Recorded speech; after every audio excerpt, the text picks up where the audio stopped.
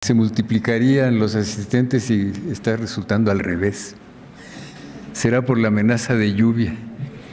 En esta segunda mesa, que moderará el doctor Guillermo Hurtado, participan la doctora Maite Ezcurdia, también egresada de la UNAM, en su multinombrado Instituto de Investigaciones Filosóficas. Obtuvo su doctorado en la Universidad de Londres. Sus áreas de especialización son la filosofía del lenguaje, la filosofía de la mente y de las ciencias cognitivas y la epistemología. Ha dado conferencias en muchas universidades extranjeras, coordinado y editado 8 volúmenes, y su último libro, Complejidad y Ambigüedad, está en vías de publicación. Fue directora de la revista Crítica desde 2005 a 2011. Y el doctor Pedro Stepanenko, también egresado de la UNAM, obtuvo su doctorado en la Universidad de Göttingen, en Alemania.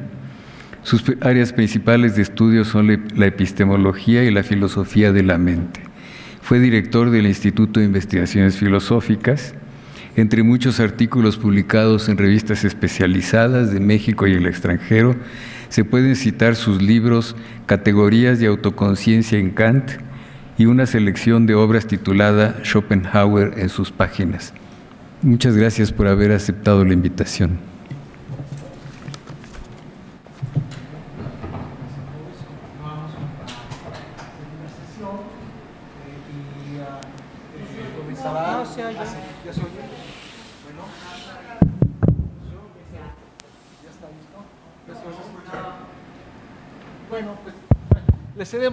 Vamos a proceder de la siguiente manera. Primero hablará el doctor Carlos Pereda, después el doctor Pedro Stepanenko y cerrar la sesión la doctora Maite Ezcurdia. Doctor Pereda, por favor.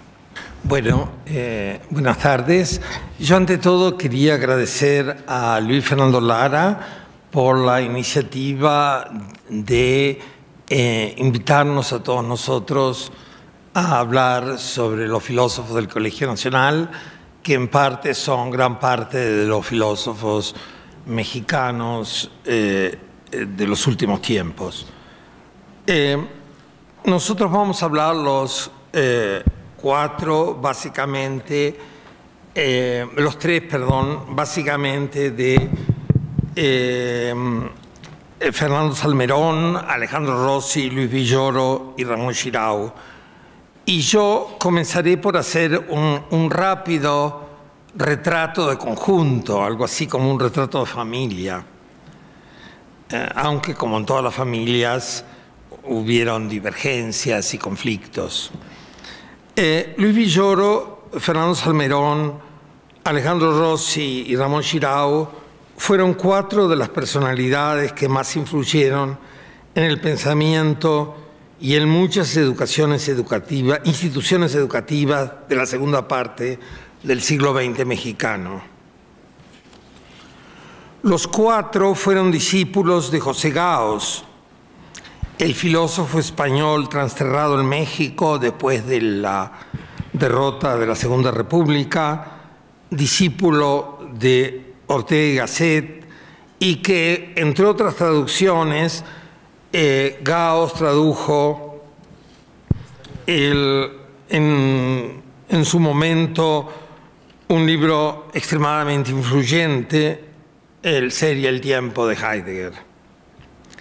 Sin embargo, como suele suceder con quienes poseen vocaciones muy fuertes, y estamos sin duda ante pensadores con vocaciones muy fuertes, este común punto de partida dio lugar a trayectorias por completo personales y a obras muy, muy diferentes.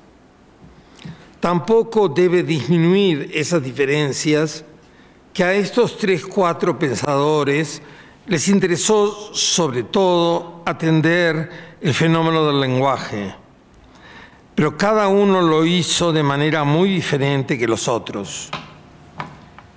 En algún periodo de sus vidas, Villoro, Salmerón y Rossi parcialmente convergieron en parte, reaccionando contra su maestro Gaos y en parte continuando algunas de las preocupaciones semánticas del Gauss más husserliano, del Husserl de las investigaciones lógicas, y se entrenaron los tres y hasta casi diría se reeducaron en la filosofía analítica.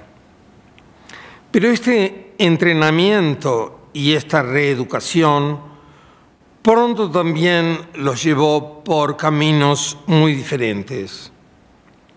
Solo Alejandro Rossi escribió un libro que se encuadra en sentido estricto en la tradición analítica, Lenguaje y Filosofía, del que seguramente hablará Maite Ascurdia. Pero Rossi, después de ese libro, se dedica de lleno a la literatura y se convierte en uno de nuestros más importantes escritores. Y solo, muy esporádicamente, escribe pequeñas intervenciones filosóficas recogidas en un libro final, sus cartas credenciales. Sin embargo, no siempre, pero estas cartas credenciales se alejan de las preocupaciones analíticas, como es, por ejemplo, un ejemplo muy importante, creo, el hermosísimo trabajo sobre Ortega. Los rumbos que tomaron Salmerón y Villoro fueron diferentes, fueron a su vez diferentes y diferentes entre sí. Salmerón estuvo siempre preocupado por la educación, por su lenguaje, por su filosofía, pero también por la política concreta de las instituciones educativas en México. A él le debemos una renovación de la Universidad Veracruzana, la fundación de la Universidad Autónoma Iztapalapa y lo que más quizá influye con nosotros, un afianzamiento y una solidificación del Instituto de Investigaciones Filosóficas. Pero retomando ideas que expuso García Diego y en parte Guillermo y Virginia, extrañamente, a pesar de que Salmerón siempre se enfocó o estuvo en cargos de educación superior, a él siempre le preocupó de manera muy importante la educación primaria. Y una vez incluso me dijo, en América Latina siempre tenemos la manía de empezar por los edificios por el quinto piso. Esta preocupación por la educación no sería, y por las instituciones educativas, no le harían justicia si nos olvidamos que también fue muy intensamente preocupado por algunos problemas filosóficos. Entre otras importantes contribuciones filosóficas fue su enérgica polémica en contra de la posible confusión entre la labor que él consideraba neutral de la filosofía y la labor que él consideraba comprometida de las concepciones del mundo. Es decir, Salmerón siempre distinguió entre filosofía y concepciones del mundo. Quizá hoy a muchos de nosotros esa distinción se nos ha convertido más en una herramienta de polémica que en una genuina distinción filosófica. Y tal vez sospecho que algo similar le sucedió a Villoro y a Giraud. Es cierto que Villoro escribió un gran libro, Creer, Saber, Conocer, siguiendo en gran medida las preocupaciones, las técnicas y las discusiones de la epistemología analítica de la época. Por ejemplo, sobre todo, aparece en ese libro una y otra vez Chisholm. Pero ese libro seguía por dos preocupaciones, al menos en ese entonces, no muy comunes en la epistemología analítica. las complejas interrelaciones entre el saber, el poder y la dominación, esto es, las relaciones entre conocimiento e ideología, por un lado, y por otro, las no menos complejas interrelaciones entre el saber y la sabiduría. Es decir, aunque en el libro estamos ante un libro en algún sentido de lineamientos y de lenguaje y de preocupaciones analíticas, sin embargo está atravesado por ciertas obsesiones de Villoro que lo alejan un poco de por lo menos lo que eran las preocupaciones de la epistemología del momento. Quiero todavía presentar, antes de detenerme en Villoro y en Xirau, quiero todavía presentar con algunos rápidos señalamientos el perfil de Ramón Xirau. De estos 4 pensadores que estamos considerando, Xirau fue el único que permaneció completamente inmune a los influjos de la filosofía analítica. Xirau permaneció siempre fiel a sus preocupaciones juveniles, en particular a la historia de la filosofía y a una historia de la filosofía narrada en gran medida bajo la tutela de Heidegger, por un lado, y a los lenguajes de la literatura, en especial a las interconexiones entre poesía y conocimiento. Al respecto, Xirau podemos decir que tuvo una doble vida en la escritura. Fue filósofo en español y poeta en catalán. Después de esta brevísima presentación de este, como dije, retrato de familia de estos 4 pensadores que fueron amigos y también en algunos casos entraron en tensión, me concentraré en decir algo de los 2 últimos, de Villoro y de Xirau, porque así nos hemos un poco repartido la tarea. Y me concentraré en algo muy particular de Villoro y de Xirau, que es su decir no. El no de la política de Villoro y el decir no desde la teoría literaria de Xirau.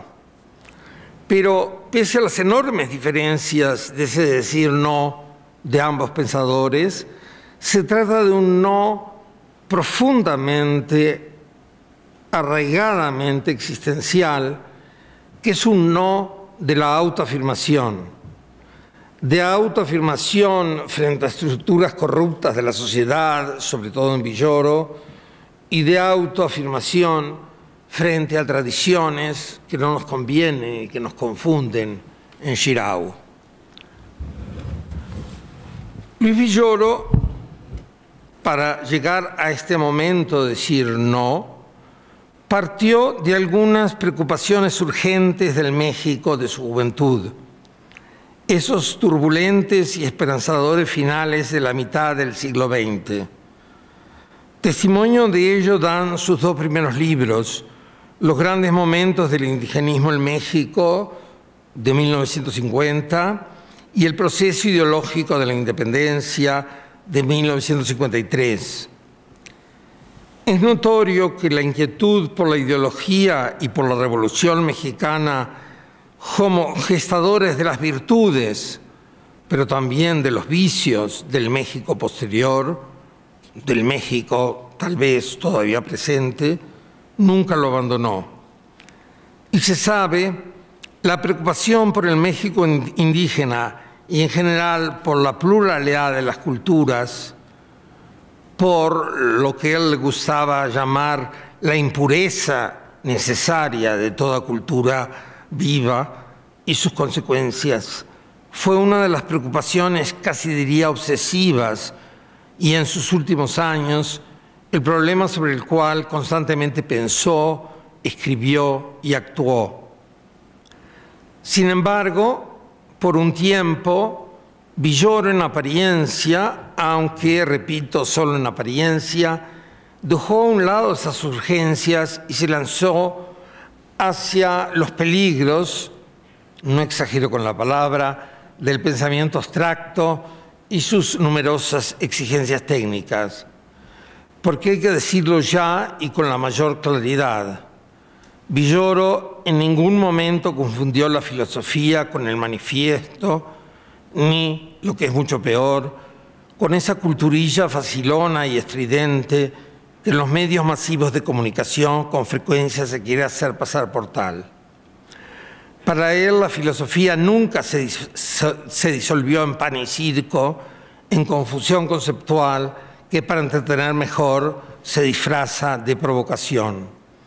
Al respecto, recordemos la estupenda monografía La idea y el ente en la filosofía de Descartes, del 1985, su interludio fenomenológico con su estudio sobre Husserl, de 1975, pero sobre todo el ya citado libro Creer, Saber, Conocer, una original teoría del conocimiento.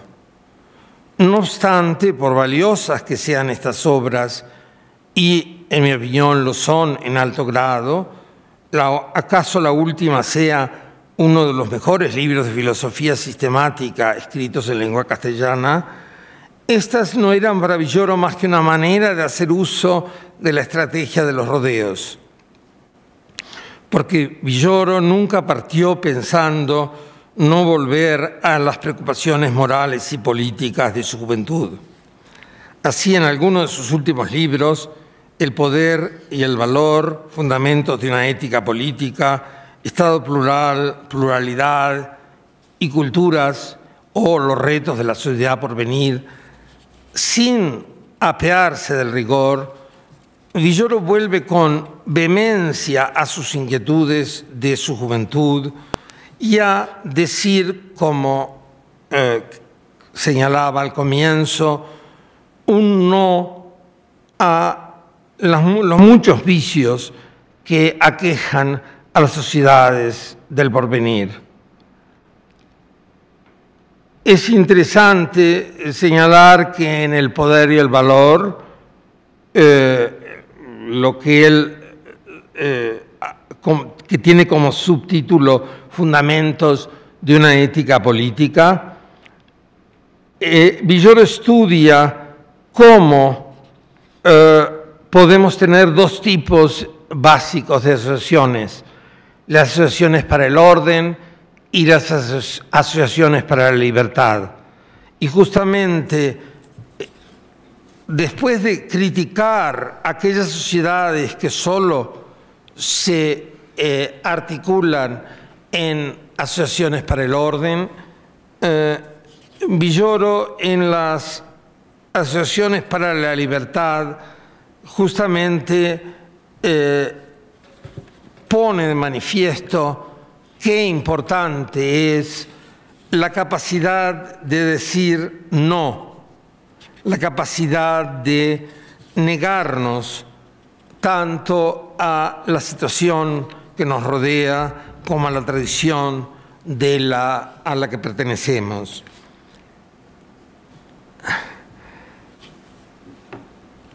Paso rápidamente a Ramón Xirau, que en su larga vida no ha cesado en su esfuerzo por entender y entenderse, y por eso solo enseña murmurando. Nunca en Villoro encontramos una voz fuerte, un grito, algo que uno diga nos hace temblar. Toda su obra y nosotros, los que nos conocimos, sabemos que el tono de su voz y el temple de su ánimo siempre fue ese, murmurar.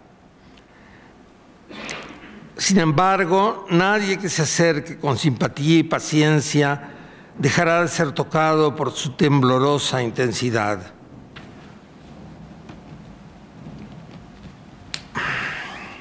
Para responder, o mejor, para comenzar a rodear un poco estos murmullos, me referiré a la ontología titulada por él Entre la poesía y el conocimiento, un libro de México, publicado en México en 2001, en el cual Giraud reúne algunos de sus muchos ensayos críticos sobre una de las pasiones mayores que siempre lo acompañó, la poesía iberoamericana. Estos ensayos a contraluz dejan entrever varios buenos retratos de Giraud. Giraud como poeta en catalán, Giraud como filósofo en castellano, Giraud como creyente religioso, Giraud como visionario, Giraud como exiliado desde la Guerra Civil Española, o mejor, Giraud como heredero de todo esto.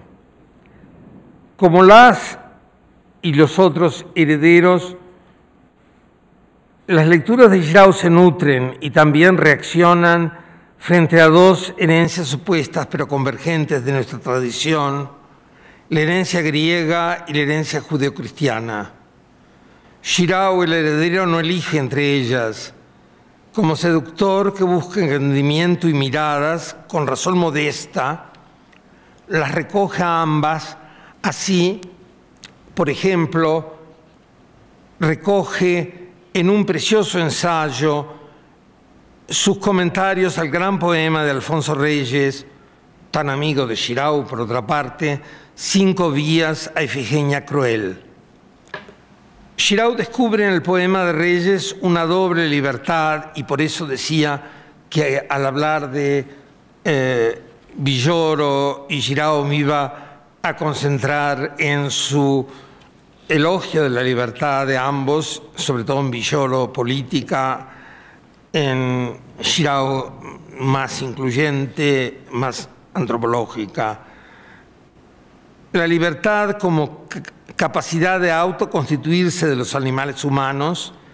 Esta libertad de autoconstitución se genera en los entrenamientos, en donde las personas aprenden a escogerse por sí mismas las vías que han querido ser. Por ejemplo, al comienzo de la Ifigenia cruel, nos topamos con una libertad reprimida por la pseudomemoria que el mito impone. La fuerte palabra imponer se justifica, puesto que cuando se habla desde el mito se es necesariamente aferrado y como tal solo se sabe imponer deseos, creencias, emociones, recuerdos, imaginaciones, expectativas. Contra esas imposiciones, la Ifigenia de Alfonso Reyes recupera la fuerza de su subjetividad en parte de su memoria personalísima, así como tantos marginales desde algunos rincones del mundo se arriesga a decir no, no, no quiero. Justamente estas dos vertientes del decir no, no quiero, me parecían importantes de ver tanto en Villoro como en Giraud, aunque, para repetir lo que ya señalé, este no quiero, este no, no, no, en ambos se articula desde distintas tradiciones, con distintas preocupaciones y, por supuesto, con tonos de voz muy diferentes. Muchas gracias.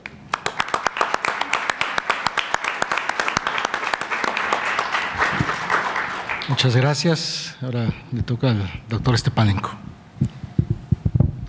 Muy buenas tardes. Muchas gracias por su presencia.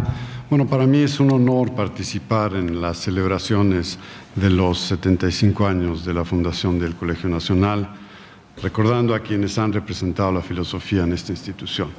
Agradezco particularmente al doctor Luis Fernando Lara y al doctor Carlos Pereira. Debo hacer notar, antes que nada, y sin dejar de sentirme muy orgulloso, que los 4 filósofos que comentamos en esta mesa formaron parte del Instituto de Investigaciones Filosóficas de la Universidad Nacional Autónoma de México, que actualmente tengo el privilegio, quizá inmerecido, de dirigir.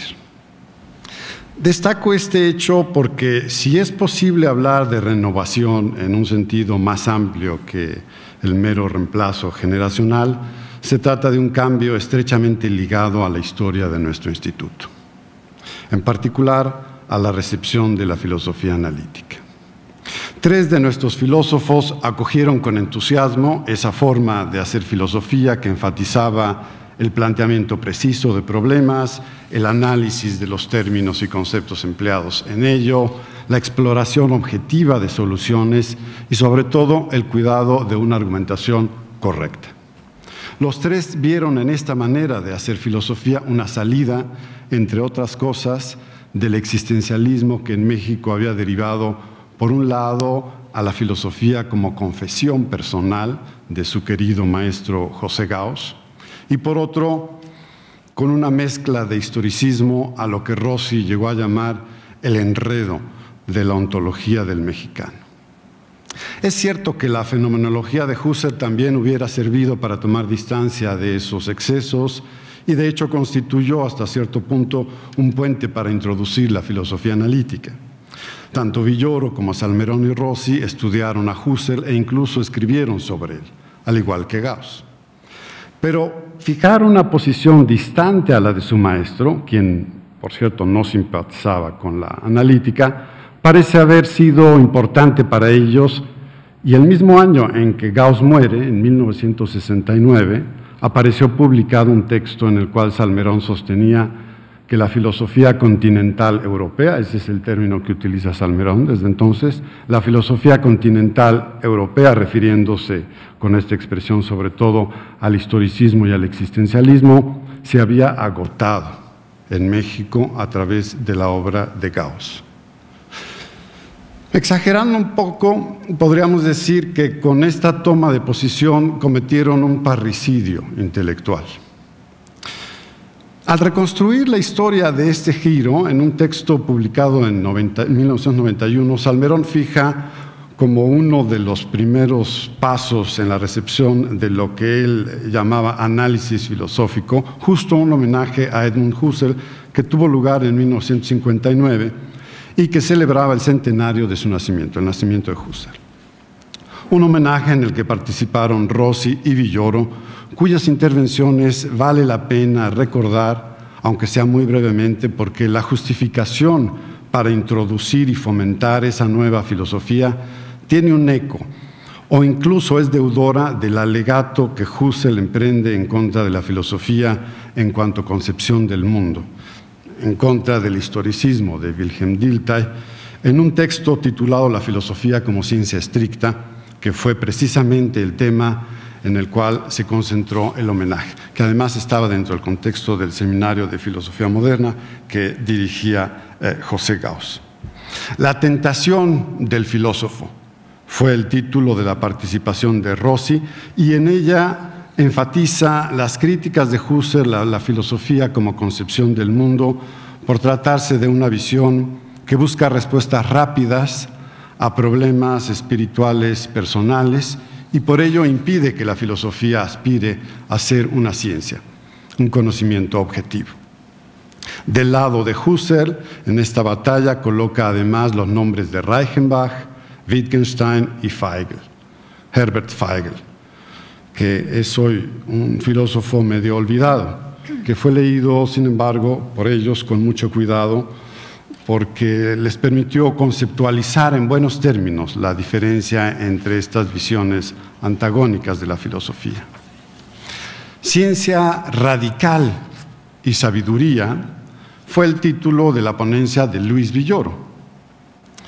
Y en este texto las concepciones del mundo son tratadas más generosamente y se les considera vinculadas a un tipo de conocimiento, la sabiduría, un conocimiento que se nutre de experiencias personales, que orienta nuestras vidas en cuanto a valores y que constituye la esfera desde la cual se toman decisiones. Villoro cuestiona la forma en que Husserl separa la filosofía con aspiraciones científicas de las concepciones del mundo y sostiene que la elección de la filosofía científica no puede tomarse al interior de ella misma, sino que debe llevarse a cabo previamente en el marco de una esfera valorativa, es decir, desde la sabiduría. Como podrá notarse, había materia sobre la cual discutir a partir de este tema. Y no creo exagerar si afirmo que la articulación de esta diferencia fue el principal reto filosófico de Fernando Salmerón.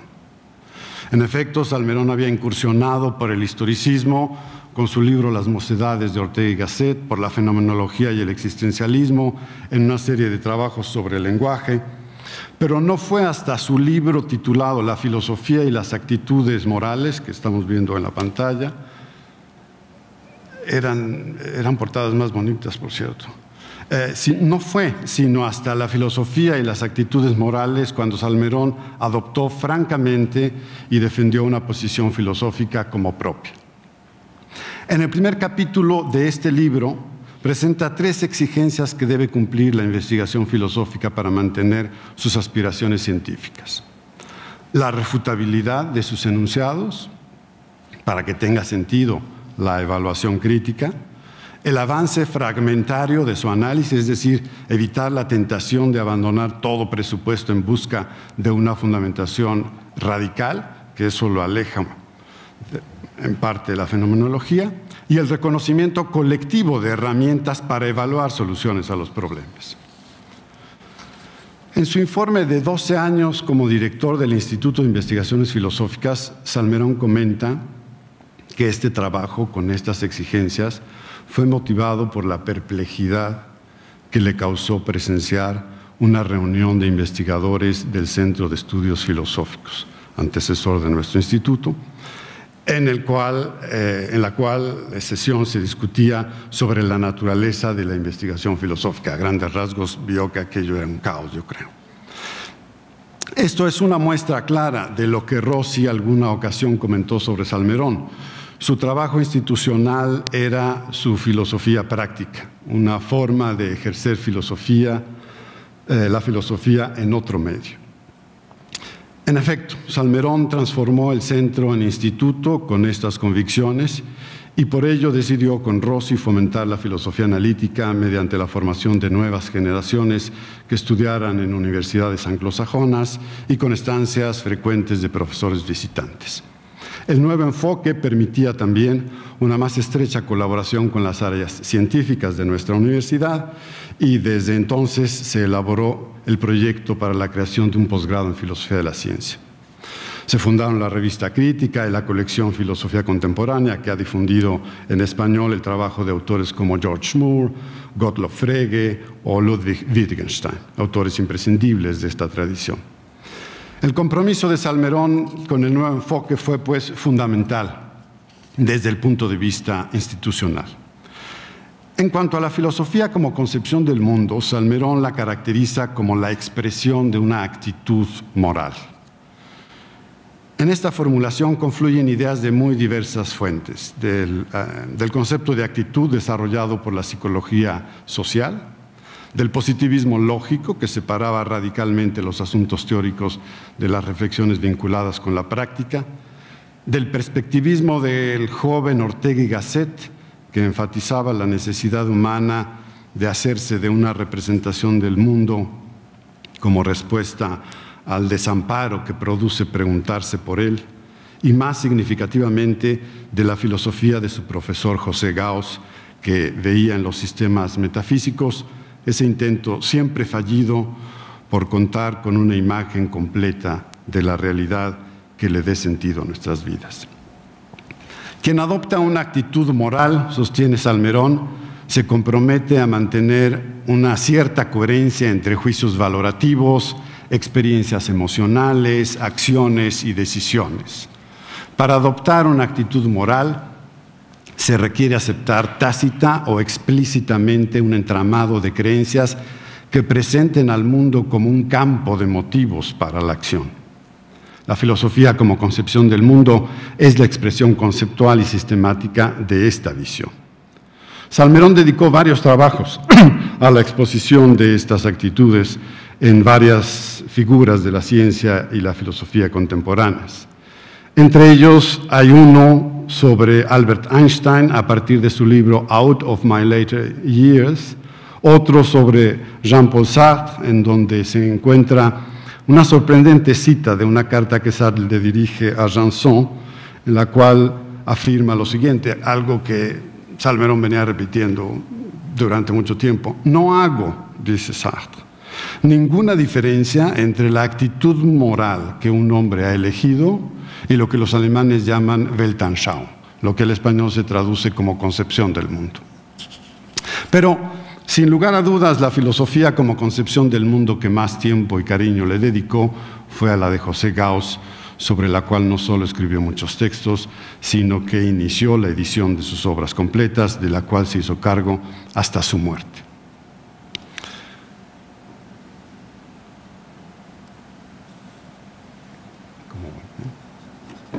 En cuanto a la relación, o más bien las relaciones que Salmerón estudió entre los dos sentidos de filosofía, podría escribirse un buen libro. Pero aquí solo diré que el punto de partida fue la diferencia que Herbert Feigl establece entre validación y vindicación en el ámbito de la ética. La idea básica es que la filosofía como investigación científica en este ámbito debe limitarse al análisis conceptual y argumentativo del conjunto de juicios valorativos y normas que justifican una práctica determinada. Pero la adopción, la decisión de seguir esas normas no depende de ese análisis, sino de la vindicación, que vendría a ser un proceso más relacionado con la filosofía como concepción del mundo, con la adopción de una actitud moral. A la larga, y Maite va a reforzar este punto, no nada más respecto a Salmerón, sino respecto a toda la tradición analítica, a la larga Salmerón acabó abandonando la separación tajante entre teoría y práctica que respalda la propuesta de Feigl, pero creo que siempre conservó una especie de fascinación por la idea de que adoptar una actitud racional es una apuesta que no se hace desde la propia esfera de lo racional. En sus últimos años, Salmerón estaba más preocupado por Kant que por la filosofía analítica, pero nunca dudó de que ese fuera el tipo de filosofía que debía cultivarse en la universidad. A pesar de ello, desde su último informe como director del instituto en marzo del 78, ya había lanzado una preocupación que todavía hoy suena como las disonancias de esta obra espléndida de Charles Ives, la pregunta no respondida, the unanswered question.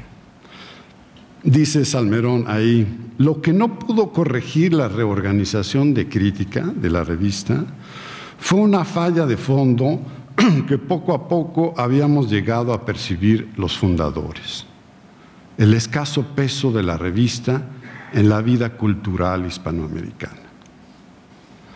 Una limitación explicable, por otra parte, dado su carácter especializado, pero que de alguna manera valía la pena contrarrestar. Y agrega más adelante, preocupados por los problemas técnicos de la revista y por nuestros deberes académicos, descuidamos otros problemas y derivamos la publicación de ensayos críticos y polémicos a otros órganos menos especializados. A pesar de estas preocupaciones, en México se ha producido muy buena filosofía analítica.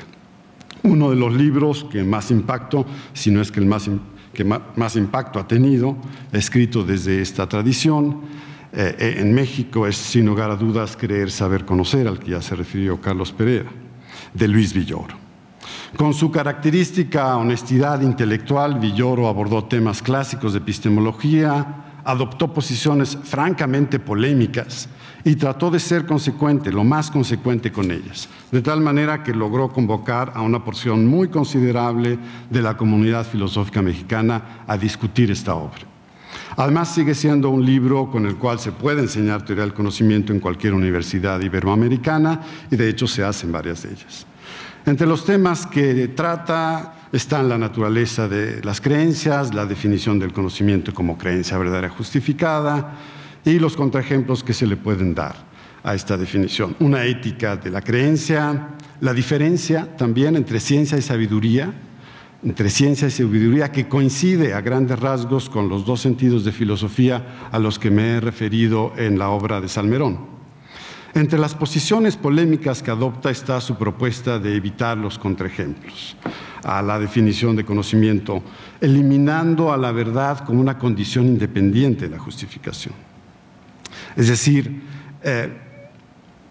considerando que basta con tener una justificación objetiva para tener verdad, como si la justificación objetiva fuera garantía de verdad.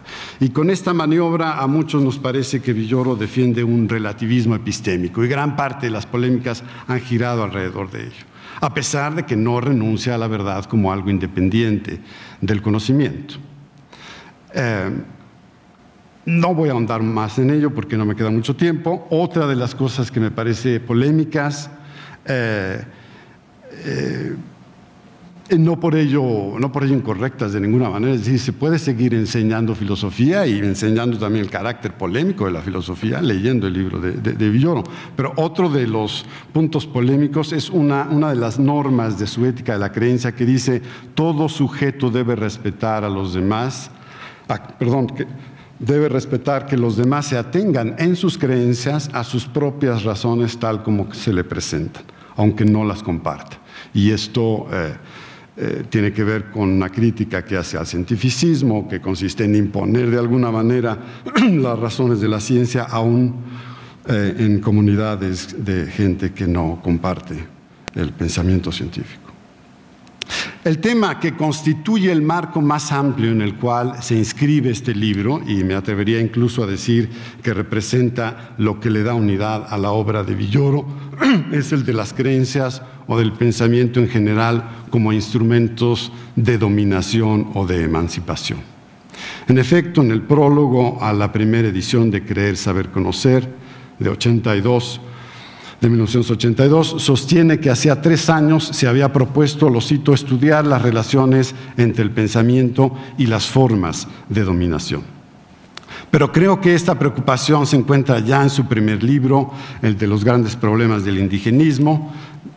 Ahí estudia las distintas maneras de asimilar la realidad indígena, desde la sujeción hasta la recuperación. También se encuentra en la manera en que estudia la filosofía de Descartes como una práctica que inicia con juicios infundados y conduce mediante un proceso de reflexión a intuiciones que justifican plenamente nuestros juicios, y ni qué decir de su libro El concepto de ideología y otros ensayos. Como es bien sabido, los últimos trabajos de Villoro están dedicados al debate sobre las maneras en que debe articularse la vida política dirigida al ideal, cada vez más lejano, por cierto, de una sociedad libre y justa. En ellos aboga por recuperar las formas de organización de comunidades indígenas y en particular del movimiento zapatista. En estos trabajos Villoro sí hace uso de bibliografía de la tradición analítica, pero me parece que el núcleo de sus aportaciones pudo haberse conservado sin la discusión con esta tradición. De hecho, parecía decepcionado de ella por su falta de compromisos sociales. Y en cuanto a la diferencia entre filosofía como análisis conceptual y como concepción del mundo, tan importante para su generación, en cuanto a la diferencia, repito, más general entre ciencia y sabiduría, entre el desarrollo del conocimiento objetivo y la adopción de actitudes morales, queda claro que para Villoro lo fundamental estuvo siempre del lado de la sabiduría. El respeto y la admiración pública que inspiró, sobre todo en los últimos años de su vida, tenían que ver con esto. Y es que eso es lo que mucha gente espera de un filósofo. Para apoyar esta opinión sobre sus preferencias, permítanme recordar un pasaje de un texto de su hijo Juan, miembro de este colegio, que se titula Un puñado de sal, haciendo referencia a Mahatma Gandhi. En él, Juan Villoro recuerda una comida de fin de año con sus hermanos y su padre, en el contexto de un juego que consistía en escoger la personalidad más importante del siglo XX, que Luis Villoro escogió a Gandhi. En un momento dado, el padre dijo lo siguiente, y cito el relato de Juan Villoro: «Ustedes me van a perdonar», añadió casi molesto, «pero todo conocimiento es frívolo comparado con una conducta íntegra».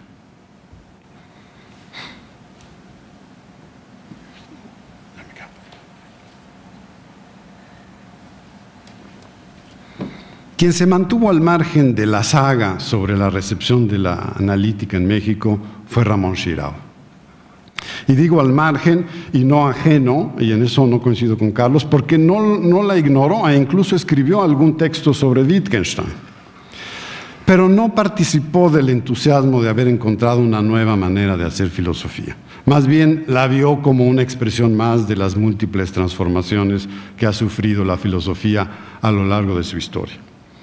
A Xirau siempre le interesaron genuina y profundamente los temas que para la filosofía en cuanto a investigación objetiva se encuentran del lado oscuro, cuestiones que tienen que ver con asuntos vitales, la experiencia subjetiva del tiempo, la memoria, lo sagrado, lo místico. Sin necesidad de metafísicas campanudas, como diría Rossi, estudió esos temas tanto en filósofos como en poetas de Occidente, porque para Xirau el conocimiento o la búsqueda de la verdad no es un asunto que solo tenga que ver con la investigación científica o filosófica, sino también con la poesía. Búsqueda de la verdad más que conocimiento, porque Xirau simpatizaba con el escéptico, que no deja de buscar. En 2 ensayos de su libro Palabra y Silencio, Xirau escribe sobre la práctica del silencio en los antiguos escépticos. Me gustaría destacar un par de ideas y con eso terminar, porque me parece que expresan hasta cierto punto la actitud con la cual Ramón Xirau se dirigía a la filosofía.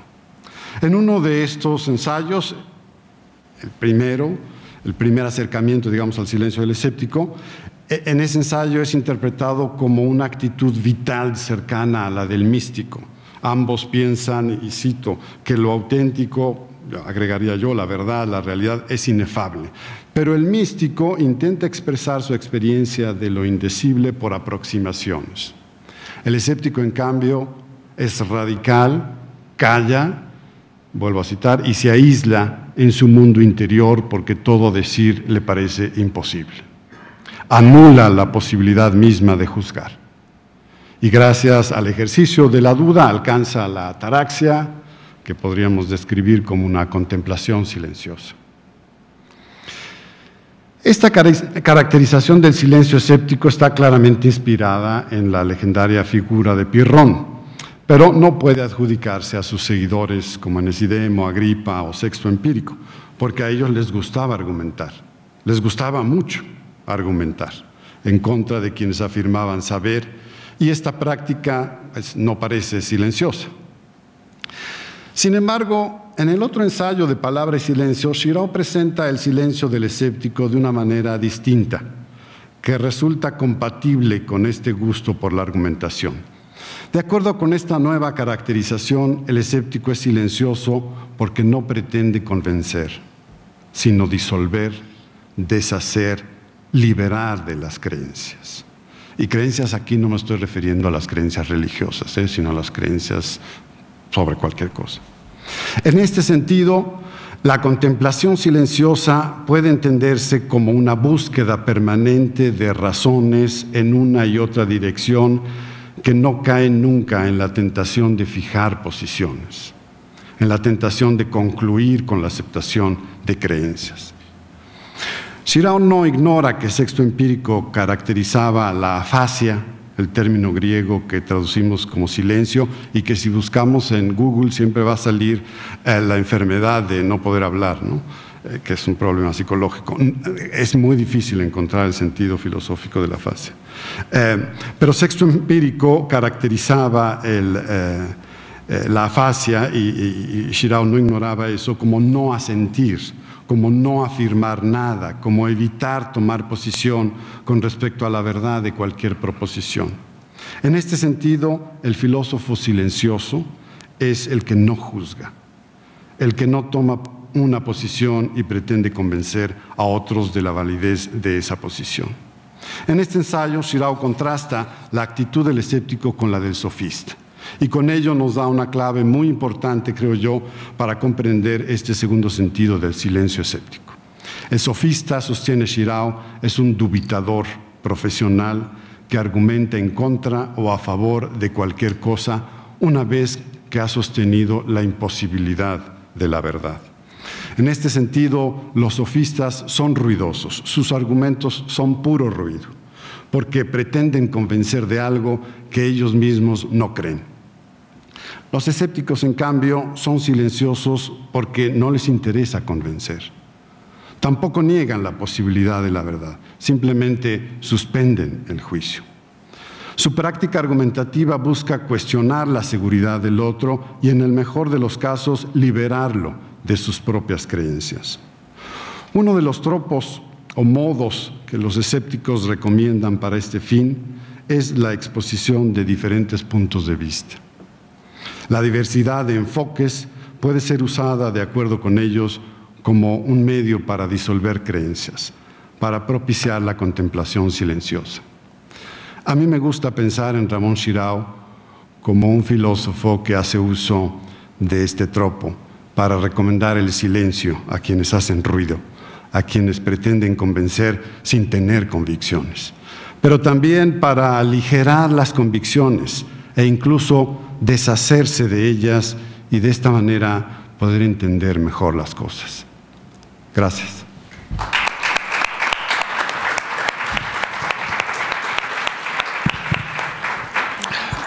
Muchas gracias. Ahora tiene la palabra la doctora Escurdia. A ver, solo voy a... Ya está.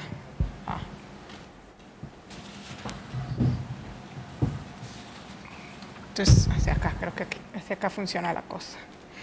En enero de 1967, inicia la publicación de una revista concebida por 3 filósofos jóvenes y entusiastas, Alejandro Rossi, Luis Villoro y Fernando Salmerón, quienes habían tenido contacto con la filosofía analítica. En el primer número de esta revista, la revista Crítica, cuyo diseño es de Vicente Rojo, por cierto, la portada, Rossi, Salmerón y Villoro describen un movimiento que, según ellos, rompe con formas arraigadas de hacer filosofía en Hispanoamérica. En los últimos años, y así lo describen ellos, y ahí está la presentación, y aquí voy a citar un fragmento para que lo tengan ustedes. Y hablan de que hay una nueva tendencia en la filosofía en Hispanoamérica que se reconoce no tanto por un conjunto de doctrinas, sino por un modo distinto de encarar la labor filosófica. La filosofía deja de concebirse, dicen ellos, como aventura especulativa para entenderse como análisis conceptual y como crítica. Y siguen. Podríamos destacar algunas de las notas que se advierten en el trabajo filosófico reciente. Por una parte, una actitud crítica frente a la mayoría de los sistemas tradicionales del pensamiento, una reacción contra la especulación metafísica y las filosofías de la Weltanschauung, que fácilmente caen en generalizaciones vacías o en un diletantismo retórico, un franco desvío del afán de lograr originalidad mediante sistemas personales del mundo, una creciente prevención, en fin, a no confundir la investigación filosófica con las reflexiones más o menos literarias acerca de las características culturales u antropológicas de nuestros países. Por otra parte, pese a la variedad de corrientes que confluyen en esta nueva tradición, la analítica, podrían señalarse ciertos rasgos positivos que denotan una actitud común ante la tarea filosófica. En primer lugar, una marcada tendencia a preferir explicaciones con posibilidad de verificación que apelen a la descripción y al análisis, un intento de aplicar procedimientos más rigurosos en la investigación, elevándola a un nivel de mayor profesionalismo, una comprensión de la necesidad de ligar estrechamente la reflexión filosófica al estado actual de las ciencias, tanto exactas o naturales, como históricas y sociales, que suele acompañarse de un interés creciente por su metodología. Una aspiración, por último, a lograr mayor precisión y claridad en la argumentación y exposición filosóficas y a expresarse en un estilo escueto. Bueno, sigue la cita, pero eso me basta. Quiero hablar de varios aspectos de esta cita, de qué es lo que quieren decir y qué es la tradición analítica. Una es, hablan de que es involucra análisis conceptual, es crítica, a pesar de que hay muchas ideas y variedad de ideas que no se comparten, ciertamente hay un modo de hacer filosofía que está presente. En los tres fundadores de Crítica, autores de este texto, entre los tres fundadores de Crítica, Alejandro Rossi destaca por haberse mantenido a lo largo de su carrera como uno de los promotores más importantes de la filosofía analítica en México. Y de hecho, cuando él deja de hacer filosofía, o toda la filosofía que hizo realmente es dentro del corte analítico, toda la que hizo después de haber abandonado la fenomenología. Bueno, pero ¿qué es la filosofía analítica? ¿Cómo se entendía entonces y cómo se entiende ahora? Y estos son los rasgos que ellos identifican en esta cita. Conlleva realizar análisis conceptual, es crítica, busca explicaciones que puedan verificarse. Con esto, todos estos son motivos, serían motivo de una discusión profunda, qué se quiere decir con cada uno de estos. Pero que puedan verificarse, se puede entender que tiene una pretensión de verdad, de que las teorías que se exponen no son porque son bellas teorías o bellas maneras de decir las cosas, sino porque se ajustan a los hechos. Intentan aplicar procedimientos más rigurosos, estos pueden ser de mucho tipo, pero obviamente la lógica era una herramienta, y sigue siéndolo, una herramienta útil en este aspecto. Intenta ligar la reflexión filosófica a las ciencias de todo tipo, no solo las naturales, sino las sociales, ¿no? Y pretende precisión y claridad en la argumentación y exposición filosóficas. Estos rasgos están presentes en mayor o menor medida en mucha, aunque quizás no en toda, pero yo sí creo que en mucha de la obra filosófica de los tres fundadores. A veces sus textos favorecen el análisis conceptual, a veces no, a veces el aspecto crítico, pero siempre aspiran a la precisión y la claridad. En diversos países del mundo, los orígenes de la filosofía analítica se rastrean a la lógica y a la filosofía de la ciencia, pero esto no sucede en México. Los orígenes filosóficos de los fundadores de Crítica no se encuentran en estos lugares esperados. En particular, los de Rossi, los orígenes filosóficos de Rossi, residen en la fenomenología y en la filosofía de Hegel, a partir de la influencia de su maestro José Gauss. En 1959 y 1960 publica en la revista Dianoia artículos sobre Hegel y sobre Husserl. Sin embargo, a finales de la década de los 50, comienza a gestarse un giro en su pensamiento que se consolida con la estancia que realiza en la Universidad de Oxford en 1961. Este giro lo lleva a la filosofía analítica y en particular a la filosofía del lenguaje. En 1963 publica un artículo sobre el argumento del lenguaje privado de Wittgenstein, uno de los filósofos más influyentes en la tradición analítica y uno de los argumentos más discutidos dentro de esa tradición. Sin embargo, no es ahí donde se encuentra su trabajo más original. Es más bien en los artículos que publica entre 1964 y 1969 y que se recogen en su libro Lenguaje y Significado, que son acerca de cómo funcionan ciertas expresiones del lenguaje. Ahí están sus ideas y argumentaciones más originales. Para ubicar en su justa dimensión la obra filosófica de Rossi, necesitamos aventurarnos un poco, y solo un poco, sobre qué es la filosofía analítica y cómo se distingue esta de la filosofía del lenguaje, porque hay mucha confusión al respecto. Las características A a F que tenemos y que obtuvimos del texto de Crítica capturan en gran medida los rasgos del trabajo en la filosofía analítica, en gran medida los rasgos de los trabajos. Pero no es necesario que todos los trabajos o que todos los filósofos analíticos satisfagan todas esas condiciones para considerarse dentro de esa tradición analítica.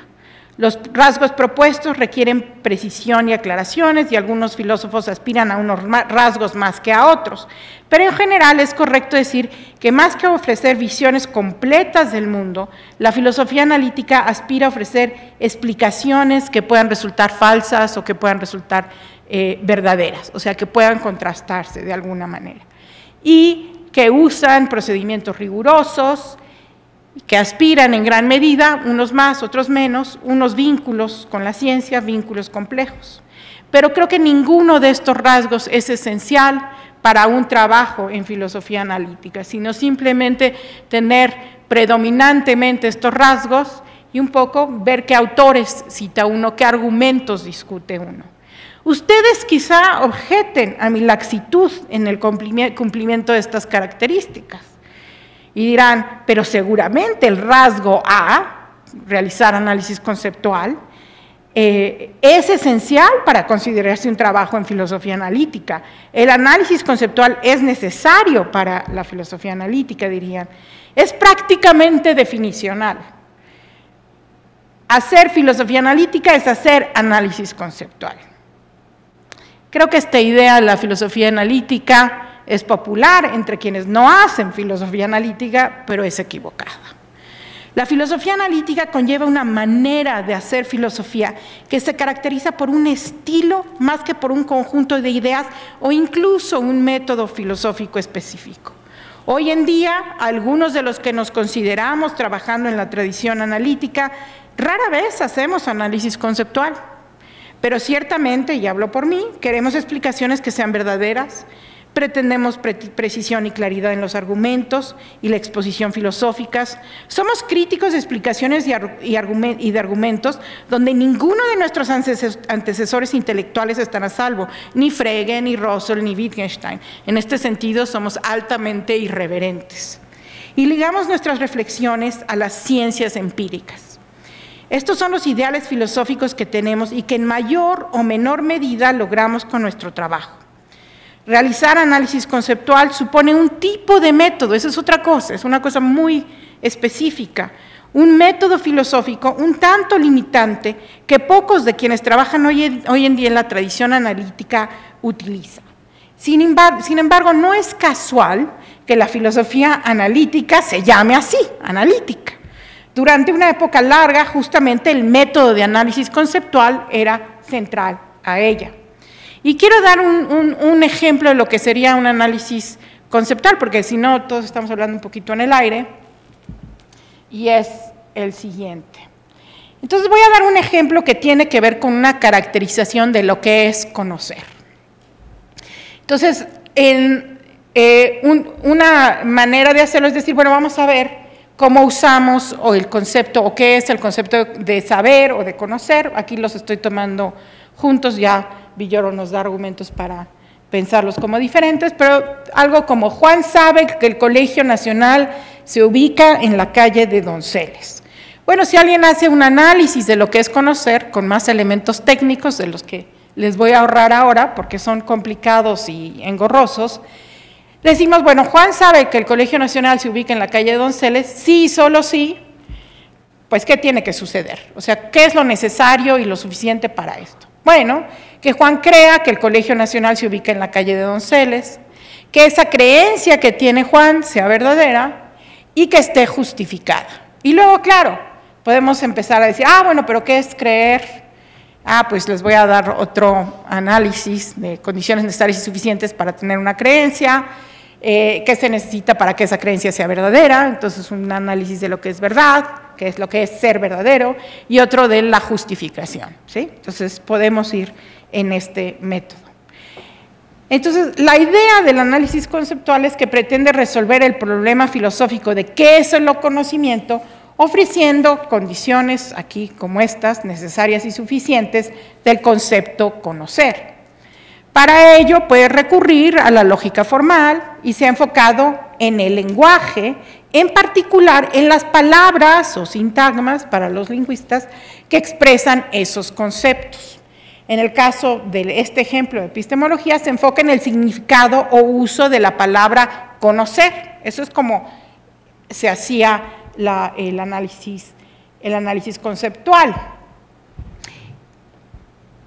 Muchos consideraban que este análisis pues conllevaba un análisis del lenguaje cotidiano, de esa palabra conocer, del lenguaje ordinario. Bajo esta lupa, por ejemplo, argumentos en contra de una caracterización del lenguaje, del conocimiento, se podrían decir que pues el análisis no captura el uso que hacemos de esa palabra. Eso fue en una tradición de lo que se llama la filosofía del lenguaje ordinario. Sin embargo, otro sector dominante consideró que aunque el estudio del lenguaje ordinario y los diferentes usos no ofrece la ventana a un análisis conceptual interesante que lleve a resolver los problemas filosóficos, ¿qué es el conocimiento? Responder a esa pregunta. El estudio filosófico del lenguaje depurado de sus ambigüedades, indeterminaciones y dependencias contextuales era la única manera de hacer análisis conceptual.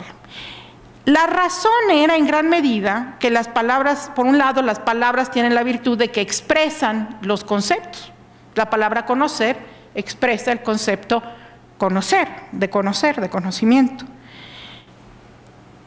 Pero el problema también era que no había otras maneras de acceder a esos conceptos. Ese era el gran problema. Decías, yo voy a hacer análisis conceptual, pero no tengo otra manera de hacerlo más que enfrentándome al lenguaje. Pero los conceptos no solo son expresados por el lenguaje, sino son los constituyentes de nuestros pensamientos. Consideren esa creencia que está ahí, la creencia de Juan, cree que el Colegio Nacional se ubica en la calle de Donceles. El contenido de esa creencia, a saber, el Colegio Nacional se ubica en la calle de Donceles, está compuesta de conceptos, de ubicarse, de calle, incluso uno diría del concepto de Colegio Nacional. Pero ¿cómo acceder a ellos si no es vía el lenguaje? Esa era como la gran pregunta. Pues en la primera parte del siglo XX no había manera. O sea, el lenguaje era eso, y fregue, y muchos decían, es inevitable, es un horror el lenguaje natural, pero voy a tener que hacer trabajo en lenguaje natural. Esto dio lugar a que muchos pensaran que el trabajo en la filosofía, en la tradición analítica, consistía meramente, o al menos principalmente, en un análisis del lenguaje. No había manera fiable de acceder a esos conceptos que se querían analizar. Sin embargo, y esto es lo que quiero decirles, es que estudiar el lenguaje, aquí se me pasó una. Bueno, hay tres cuestiones que creo que son importantes, y es que me parece que hacer filosofía en la tradición analítica no implica hacer un análisis conceptual, no es necesaria esta parte, pero también hacer análisis conceptual no implica hacer filosofía del lenguaje, y hacer filosofía del lenguaje no implica hacer análisis conceptual, y las razones son las siguientes. En primer lugar, hoy en día, para analizar o estudiar los conceptos, contamos con herramientas independientes del lenguaje. Contamos con estudios en ciencias cognitivas. Yo voy a estudiar los conceptos, bueno, contamos con lo que se ha hecho en psicología del desarrollo, en psicología evolutiva, en neurociencias, e incluso con la llamada filosofía experimental. Tenemos quienes tienen esas pretensiones. Ok. En segundo lugar, el estudio filosófico del lenguaje no se reduce a estudiarlo y deshacernos de ambigüedades e indeterminaciones para obtener algo más depurado que permita resolver problemas filosóficos. No es una mera herramienta que nos da acceso al pensamiento, es por sí mismo un objeto valioso de estudio, tal cual es, con sus dependencias contextuales, sus ambigüedades e indeterminaciones, constituye por sí mismo un objeto valioso de estudio filosófico. Su relación con el pensamiento no es tan directa como los antiguos filósofos del análisis conceptual concebían. Ok, me salto esta parte. Ok. Entonces, estas son las tres aclaraciones. Hacer filosofía en la tradición analítica, sostengo, es hacer filosofía en un estilo que predominantemente recojan esas características que señalé anteriormente, o sea, la precisión, el análisis, una teoría, unos argumentos rigurosos, contrastación con el mundo, esto se está moviendo, bueno. Entonces, eso es lo primero. Lo segundo es que el análisis conceptual pues no implica hacer filosofía del lenguaje. Podemos ahora recurrir a otros métodos para investigar nuestros conceptos. Y tercero, hacer filosofía del lenguaje no implica hacer análisis conceptual, porque nos podemos enfocar en cómo usamos nosotros las expresiones apelando y recurriendo a herramientas de la lingüística. Entonces, en este sentido, ahora sí creo que podemos ubicar bien el trabajo de Alejandro Rossi sobre, esta cosa se está avanzando y ustedes disculpen, sobre el lenguaje. Su interés, lo que él dice, es que el trabajo filosófico sobre el lenguaje debe enfocarse en el lenguaje mismo, olviden eso porque se está corriendo como loco, ¿no? Entonces a él le interesa no el lenguaje en función del análisis de conceptos, sino el propio lenguaje, o sea, podemos estudiar el lenguaje mismo, y no un lenguaje que va a servir los propósitos de la lógica, o para resolver algún otro problema filosófico. Su reflexión filosófica es sobre cómo funcionan diferentes expresiones del lenguaje y recomienda él, o sostiene él, que se debe de basar en los usos que los hablantes hacen del lenguaje, en cómo los sujetos usan el lenguaje. En sus escritos se concentra en el significado de dos tipos de expresiones, las descripciones definidas, estas cosas que tienen, es horrible, pero así lo voy a decir, que tienen la forma el algo, Colegio Nacional, ese es un nombre, pero bueno, el señor que está en la esquina parado, por ejemplo, o otros ejemplos como el rey de Francia, la fuente de la juventud, la montaña de oro, estos son descripciones. Y él dice, bueno, hay descripciones que son vacías, esto es que no designan ningún objeto, que no hay ningún objeto que les corresponda, por así decirlo, ¿sí? Y aquí vamos a hacer un poquito de filosofía para entender un poco las ideas de Alejandro Rossi, y me parece que es inevitable, porque solo así vamos a entender qué es lo que está diciendo y por qué es importante. Ok, entonces tenemos estas descripciones vacías que se pueden usar, que no tienen ningún objeto al que designan, pero que se pueden usar de manera significativa, por ejemplo, para decir Juan buscaba la montaña de oro, o el rey de Francia es calvo. Y hay en filosofía del lenguaje una tradición que decía, bueno, estas expresiones las debemos entender de la siguiente manera. Si tienes la oración, el rey de Francia es calvo, esa oración se va a entender como hay un y solo un rey de Francia y es calvo, ¿sí? Como no hay ningún rey de Francia, la afirmación de que hay y solo un rey de Francia y es calvo, pues esta resulta falsa, ¿sí? Entonces diríamos que el rey de Francia es calvo, según este análisis de esa oración, sería una oración que sería falsa. Pero lo que dice Rossi es no. Esta propuesta de la que estoy hablando es una propuesta que hizo Bertrand Russell y que tenía como motivación resolver muchos problemas de la lógica y tratar de ver cómo el lenguaje o diferentes expresiones del lenguaje se correspondían con diferentes formas de conocer el mundo. Pero Rossi objeta esta solución y dice, a ver, ¿realmente creemos que es falsa la oración el rey de Francia es calvo? ¿O simplemente nos parece que es una oración ante la cual decimos no es ni verdadera ni falsa? Porque no hay ningún rey de Francia. Y entonces lo que dice Rossi dice, no, lo que tenemos que ver es no ese interés en la lógica, no ese interés en los problemas de epistemología y traerlos al lenguaje, sino tenemos que ver cómo usamos el lenguaje nosotros mismos.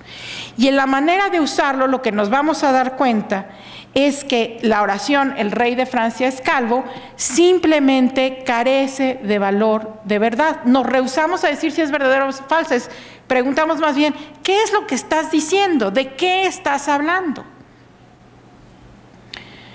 Ahora, creo que la metodología de Alejandro es correcta. Vamos a fijarnos en cómo usamos el lenguaje. Pero quiero, nada más si puedes regresarte, esto está volviéndose loco, pero regresa un poco más. Ok, entonces, pero quiero nada más señalarles la última oración. Consideren la última oración ustedes son hablantes del lenguaje, la 5. Ustedes son hablantes del lenguaje y son autoridad sobre su lenguaje. Y ustedes quiero que me digan, si yo les digo la siguiente oración, si dije algo verdadero o no. El rey de Francia desayunó con Alejandro Rossi el 20 de abril de 1970. Me va a decir, Maite, ¿mentiste? O Maite, no dijiste nada que fuera ni verdadero ni falso. Bueno, la intuición fuerte de los hablantes es que dije una mentira, de que lo que dije fue falso. Entonces, ¿y qué es lo que quiero mostrar o qué es lo que quiero decir con esto? Lo que quiero decir con esto es que Alejandro Rossi nos invita a que consideremos las intuiciones y las creencias de los hablantes, que tienen los hablantes, los juicios que hacen los hablantes sobre las oraciones del lenguaje, y que esos juicios son los juicios que nos van a guiar en nuestra construcción de nuestras teorías. Él cree que en el caso de estas descripciones vacías, lo que vamos a decir es vamos a suspender el juicio y decir no son ni verdaderas ni falsas. Y yo aquí, de manera irreverente, como lo es la filosofía analítica, estoy ofreciendo un contraejemplo a Alejandro Rossi y decirle no, sí. Hay unas en las que tenemos intuiciones muy fuertes, creencias muy fuertes de que son falsas.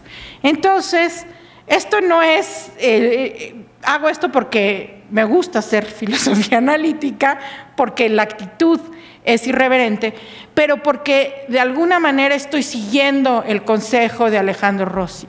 Si nos vamos a ocupar de cómo funciona el lenguaje, no nos debe de guiar algún interés por otros temas o problemas filosóficos, sino nos debe guiar el funcionamiento o el uso de las palabras mismas. No tengo tiempo aquí para hablar de otros rasgos de la filosofía de Rossi, pero se preocupó por otras cosas como cómo funcionaban los nombres propios, cómo es que los usuarios podían utilizar de manera inteligible nombres propios. No voy a hablar de esas ideas porque requieren de mucho contexto de eso, pero puedo decir algo más acerca de ellos. Pero hay a lo largo de todos sus textos una línea de pensamiento constante, que son estas, ¿no? Un estudio filosófico del lenguaje debe hacerse desde el lenguaje mismo, debe hacerse del lenguaje mismo. Y no se deben buscar explicaciones que, si bien puedan dar soluciones a problemas lógicos o de otras áreas de la filosofía, no se correspondan con los usos que los hablantes competentes hacen de su propio lenguaje. Si ustedes se fijan, estas son las recomendaciones que él mismo hace, pero dentro de esto no hay nada de análisis conceptual. Hay un análisis de cómo funciona el lenguaje y da pie a un acercamiento de la filosofía del lenguaje a la lingüística, un acercamiento natural a la lingüística. Sin embargo, ¿por qué es filosofía en la tradición analítica? Porque aspira a la claridad, la precisión, la crítica, la argumentación. Él tendría que responderme a mi argumento, ¿sí? Y decirme por qué yo estoy equivocada. Aspira a la verdad también.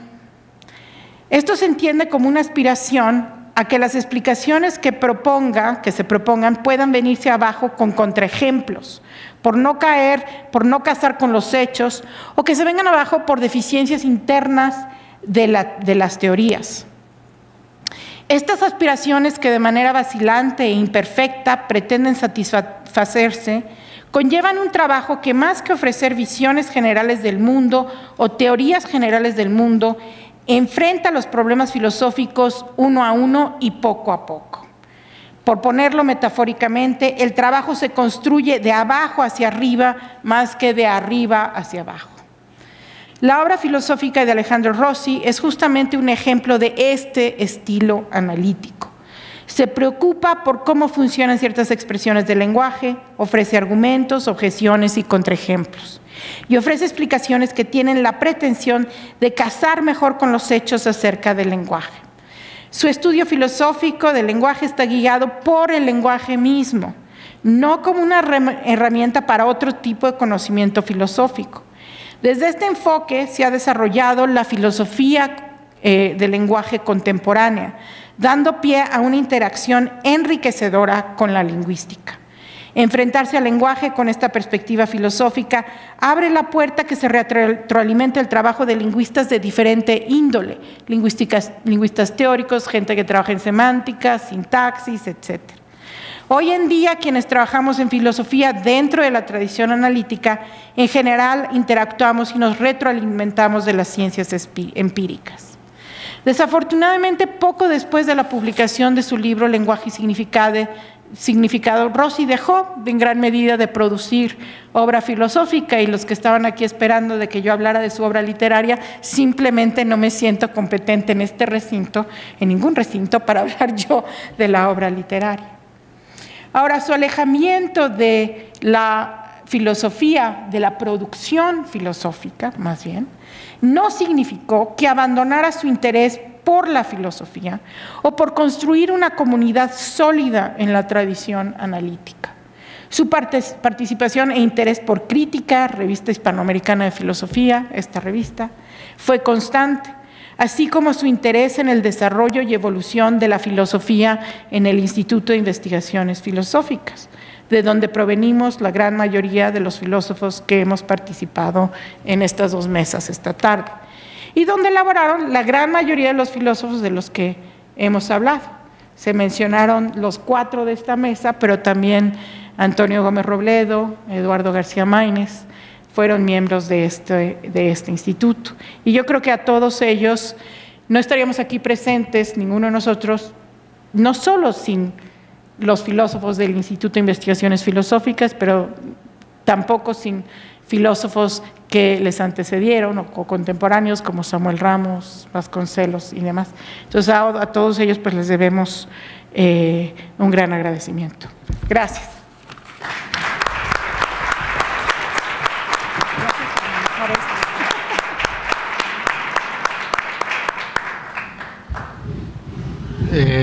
Pasamos ahora, si hay algún comentario que alguno de ustedes quiere hacer a otro miembro de la mesa, pregunta, y de no ser así, entonces podríamos abrir las preguntas al público. Sí, solo por favor recuerden preguntas cortitas. ¿Las tomas tú? O sí. ¿Se escucha? Sí. Tengo una pregunta para los 4 miembros de esta mesa. A la luz de una observación que hizo el doctor Hurtado al terminar la mesa anterior, la pregunta es simplemente cuál es la apreciación que tienen sobre el futuro de la filosofía en México. Porque la observación que hizo Guillermo al terminar la mesa anterior parecía sugerir que la ambición por la construcción de los grandes sistemas o las grandes visiones filosóficas había sido reemplazada por algo que él llamó un profesionalismo chato y aburrido. La pregunta es ¿qué piensan que sigue? ¿No? Estamos condenados a sufrir los vicios de la profesionalización y la especialización a la que irremediablemente tenemos que someternos, o más bien podemos esperar pacientemente que venga algo así como un tercer momento hegeliano en el que se sinteticen las ambiciones que por el momento quizás están un poco olvidadas de la filosofía con las virtudes del profesionalismo. Yo no contestaría yo. Tú ya hablaste mucho, déjame hablar. Yo hablo. Perdón. Bueno, yo creo que el futuro de la filosofía en México tiene que darle mucho más importancia a darle continuidad a los problemas que hemos tratado, ¿no? Yo creo que discutirnos entre nosotros es muy importante. Pereda ha hablado mucho del fervor sucursalero, que es estar muy al pendiente de lo que se hace en otros lados. Y yo creo que sin dejar de estar bien documentados acerca de lo que se hace en otras universidades, tenemos que darle más continuidad a lo que nosotros, a las preocupaciones, a los problemas que nosotros hemos planteado. Y yo creo que de esa manera nos vamos a fortalecer. Creo que hay un ajuste que tenemos que hacer ahí un poco con los sistemas de evaluación. pero yo creo que el futuro está en hacernos más caso a nosotros mismos sin dejar en ningún momento de estar al pendiente de lo que se hace en otras partes del mundo inevitablemente, ¿no? Sí, claro. Bueno, yo tengo una respuesta corta y una respuesta larga a la pregunta. La respuesta corta sería, me hizo acordar a alguien que preguntó,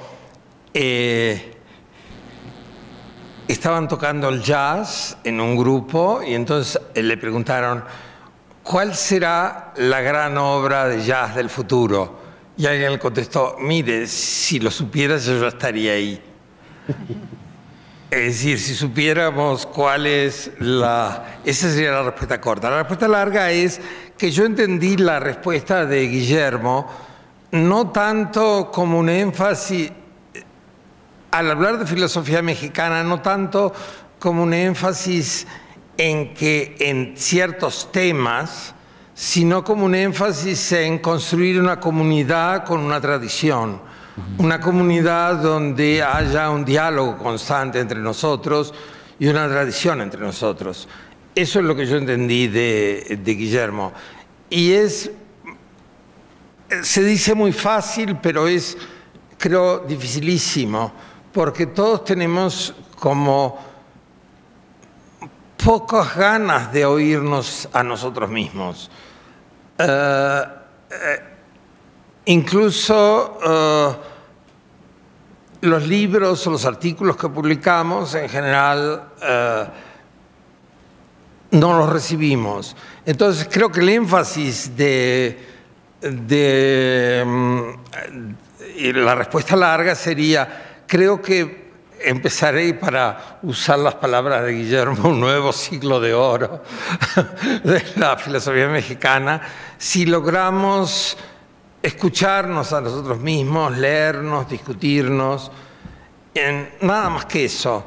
Y qué es lo que hagamos, eso va a depender mucho de nuestros temperamentos y también de nuestra inteligencia o incluso de nuestro genio.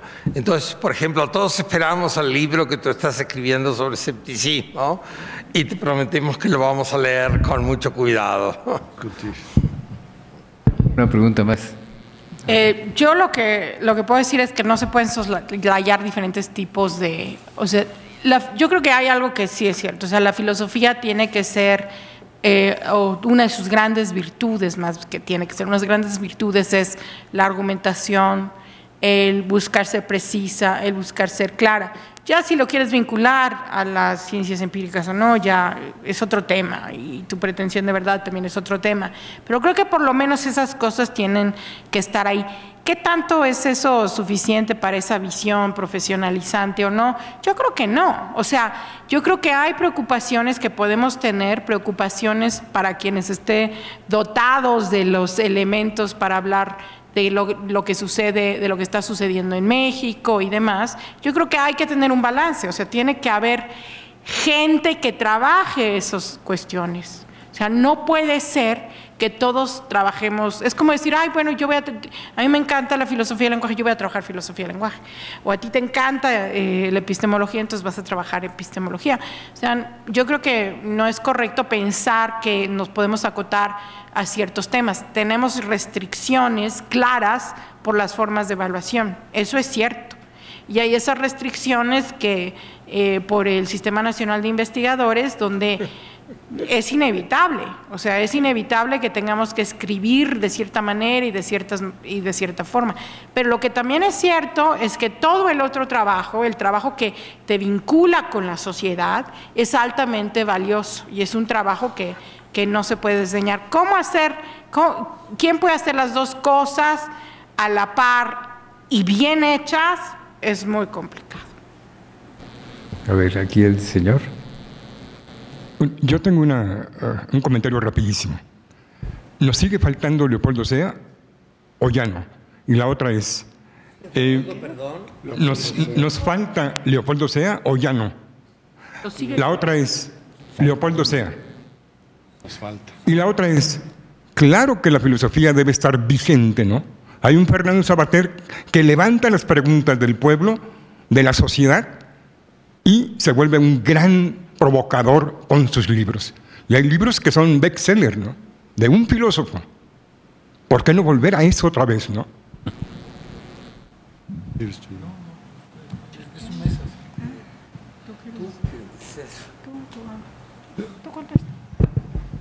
Bueno, la pregunta de hay que recoger, o el comentario sobre hay que recoger las preguntas que se hace la gente, ¿no?, en contraste con las preguntas que se hacen los filósofos nada más, sin estar en interrelación con la sociedad. Bueno, en parte esta diferencia recoge la diferencia que en la que hemos estado insistiendo, como conocimiento objetivo, con determinados problemas, con determinadas objeciones, con métodos para verificar o para refutar, etcétera, ¿no? Y por otro lado, responder a las inquietudes de la gente, que sería más el lado de sabiduría de la filosofía. Yo creo que las dos son importantes. El problema es que en dónde se hace esa filosofía, la de la sabiduría. Si se hace en la universidad o en dónde se hace, ¿no? Si en la universidad ciertamente se puede estudiar la manera en que la gente piensa, y eso no solamente lo hace la filosofía, también la antropología, la sociología, etcétera, ¿no?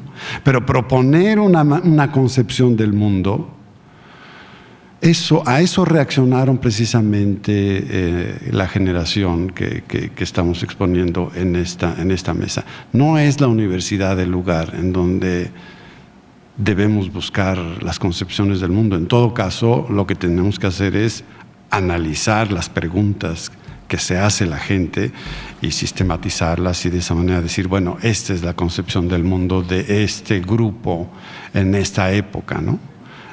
Ahora, sin embargo, el filósofo como sabio sigue jugando un papel muy importante y a veces coincide con grandes profesores que tienen una actitud moral ejemplar, y entonces se vuelven en ejemplares.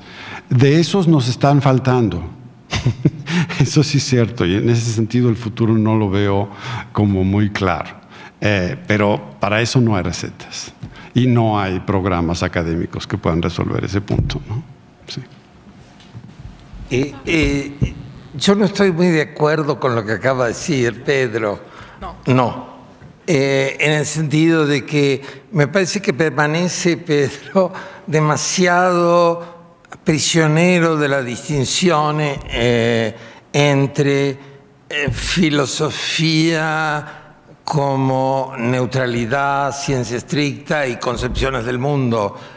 Yo podría citar 3 o 4 de las obras más importantes, o por lo menos más influyentes, de la filosofía analítica del siglo XX, que obviamente tienen una concepción del mundo. Una teoría de la justicia de John Rawls es, claro, una concepción del mundo que se opone a otras concepciones del mundo. Se opone al utilitarismo, se opone al rational choice, se opone al marxismo. Es decir, es una concepción del mundo. Entonces, eso es la primera que lamentablemente discrepo con mi admirado director. En segundo lugar, le iba a contestar que algunas de las que muy pedagógicamente, como siempre, Maite puso de las características de la filosofía analítica, como ser crítico, claro, todo eso, yo diría que se aplican a la lectura del pasado. Y por lo tanto, cuando leemos a Leopoldo Sea, que fue la pregunta suya, también lo tenemos que leer de manera crítica, preguntando por sus argumentos, y seguramente vamos a encontrar muchos materiales útiles. Yo lo que diría de Leopoldo Sea y de cualquier filósofo que lean, incluidos los que estamos aquí presentes, háganlo de manera irreverente. Claro. O sea, cualquiera, no importa si es Sea, si es Hegel o lo que sea. Y lo que quiero decir es, los invito a que lo lean y piensen si lo que está diciendo es verdadero o no es verdadero. Si lo que dice suena bonito pero realmente es ininteligible. Esa es como la parte donde uno dice, bueno, la gran virtud de la filosofía es poder hacer esta labor. No es todo lo que hace, evidentemente, pero hacer esta labor. Sobre las concepciones del mundo, yo también creo que hay visiones del mundo que filósofos analíticos han expresado, por eso digo, bueno, es un poco como una imagen particular, pero lo que objetan Rossi, Salmerón y Villoro es que no sean unas reflexiones que sean muy personales, que sean, o sea, dicen, no, eso no es realmente como donde podemos hacer una contribución importante en filosofía. Entonces, esos sistemas personales del mundo que tienen generalizaciones vacías o un diletantismo retórico, esos son el tipo de cosas que ellos quieren evitar, y en ese sentido creo que en ese sentido de oposición creo que es correcto. Sí, bueno, yo quería un poco... Perdón. Yo solo quería comentar una cosa, que la verdad es que si uno ve, por ejemplo, el instituto ahora, la cantidad de temas que hay ahí, que son ya mucho más amplios. Igual al principio estaba más reducido, pero ahora se hace una cantidad de ética, estética, historia de la filosofía, muchas otras cosas, ¿no? Que al principio no estaban ahí y que sigue usándose cierto método para cualquiera, digamos, que haga cualquier otro tema también. Entonces, la verdad es que no es solo la filosofía del lenguaje, no solo es la teoría del conocimiento, sino se ha ampliado muchísimo eso, ¿no? Y eso es lo importante, porque eso no te está reduciendo, ahí puedes tomar cualquier tema. Y de hecho Memo se dedica no sé, a las historias a la historia de la filosofía en México, lo que sea, ¿no? Y eso antes, pues, no se hacía en el instituto, ¿no? Tú, Pedro. Sí. Bueno, yo quería un poco comentar lo que decía Carlos Pereda, de no hay ya una diferencia. Es cierto que la diferencia entre la investigación objetiva y las concepciones del mundo, que estuvo muy inspirada por el positivismo lógico, es una diferencia que debemos abandonar. Los positivistas lógicos distinguían mucho las cuestiones teóricas de las prácticas, y yo creo que esa diferencia no es correcta. Finalmente todo el mundo acaba abandonándola. Sin embargo, yo creo que sigue habiendo una diferencia entre hacer filosofía como una investigación en donde el asunto de saber si lo que estoy diciendo es verdadero es importante, ¿no? Y la filosofía como una expresión, ¿no? En donde lo más importante es tener un relato de lo que es el mundo y cómo le da sentido a nuestras vidas, etcétera.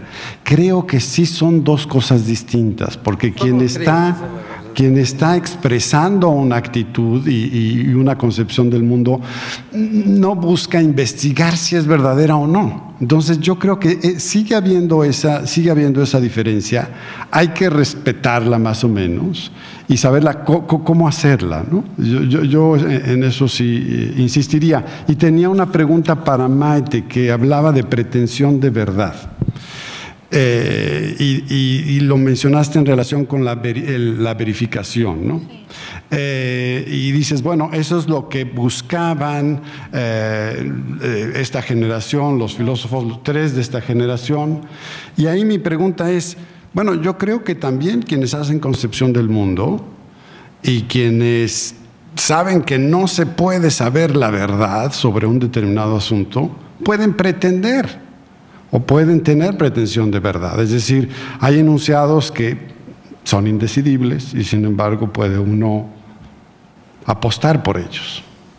Y creo que la concepción del mundo está más o menos en esa posición. ¿Qué opinas de eso? A ver, en realidad, como dije, cada uno de estos rasgos merece una reflexión más profunda de lo que yo dije aquí, nada más los enuncié.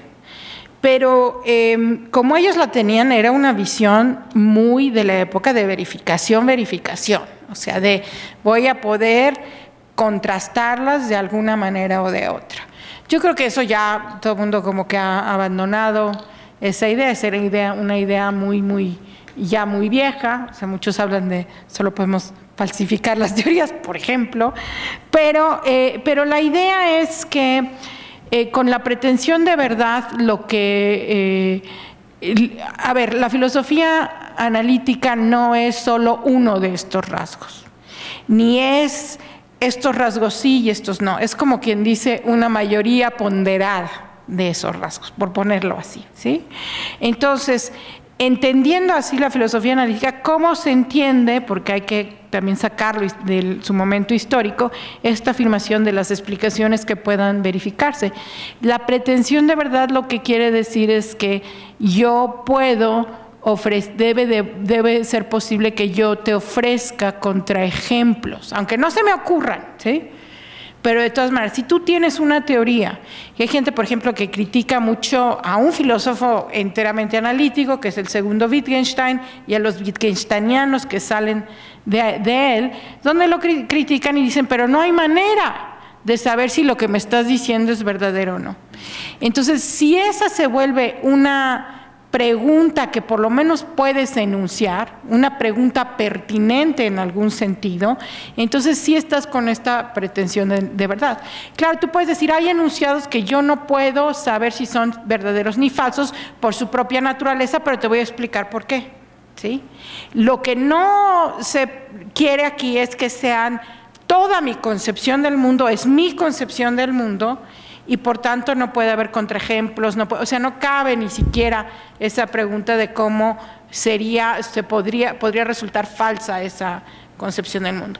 Eso es lo que yo creo que donde está la diferencia, pero ahora, no son rasgos exclusivos de la filosofía analítica, claro, hay otras filosofías, otras tradiciones filosóficas que recogen varios de estos, ¿no? Pero lo que digo son tradiciones, las tradiciones son más laxas y más complejas, en el sentido que no conservas todo para mantenerte dentro de una tradición, ¿no?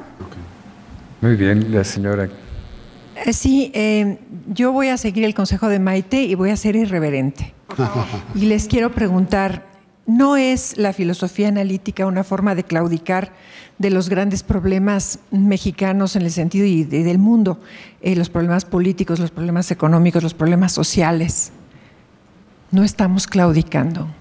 A ver, tú. Bueno, yo quiero avanzar algo que no dije sobre Villoro.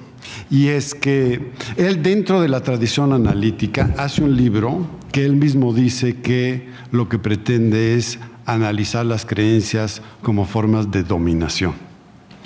En Estados Unidos, hoy, dentro de la tradición analítica, en MIT, hay alguien que estudia eso. Entonces, creo que la filosofía analítica sí puede utilizarse para analizar problemas importantes, ¿no? Ahora, hay muchas otras cosas que no.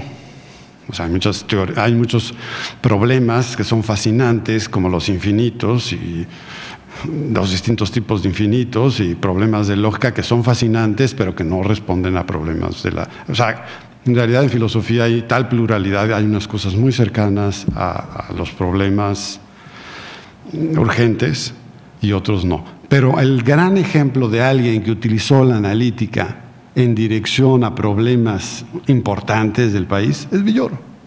Aunque después se alejó, es cierto, quizá porque en el instituto hacemos cosas demasiado abstractas, quizá nos hace falta recuperar utilizar la analítica para ir a problemas más cercanos a los asuntos urgentes, pero por su naturaleza yo creo que la analítica no está alejada.